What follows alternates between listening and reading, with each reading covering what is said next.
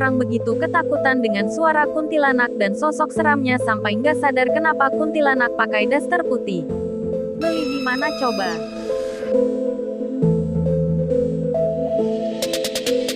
Kenapa si kuntilanak sering digambarkan pakai daster putih? Kadang gaunnya menjuntai dan terbang-terbang. Padahal secara logika aja, mayoritas orang meninggal di Indonesia itu dikafanin dan dipocongin. Seharusnya hantu yang berkeliaran itu pocong semua, ya nggak sih?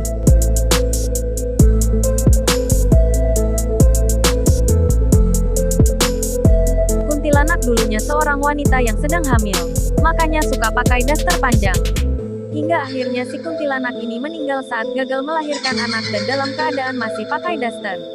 Soal kenapa dasternya putih dan bukan daster batik kayak yang biasanya dipakai Bumil, kita masih belum tahu. Mungkin kalau pakai batik pas gentayangan wujudnya kurang kelihatan. Warna bajunya nyaru sama dedaunan pohon. Cerita mistis banyak dipengaruhi oleh definisi seram masyarakat sekitar. Karena nggak mungkin hantu menampakkan diri dalam wujud artis. Yang ada orang-orang refleks memeluknya. Untuk itulah kuntilanak berusaha terlihat seram dengan pakai daster putih menjuntai. Kan ngeri banget tuh. Malam-malam dengar suara rintihan dari seorang cewek rambut panjang yang sedang nangkring di atas pohon nangka.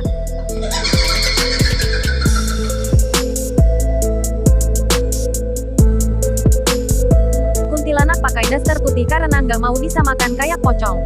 Pocong memang salah satu hantu yang paling ditakuti. Bentuknya yang kayak permen cupa-cups loncat-loncat itu bisa bikin pria berotot sekalipun terkencing-kencing. Sayangnya pocong nggak bisa gerak jalan. Mereka cuma bisa lompat-lompat karena tali pocong mereka belum dibuka. Layaknya pocong Mumun dan pocong Jeffrey, kuntilanak sebagai hantu free folk tentu ingin membedakan diri dari makhluk yang bisanya lompat-lompat. Kuntilanak bahkan kerap muncul dalam wujud perempuan cantik dengan rambut panjang. Dia sedang berusaha melepaskan diri dari citra hantu berkafan. Untuk itulah kuntilanak pakai daster.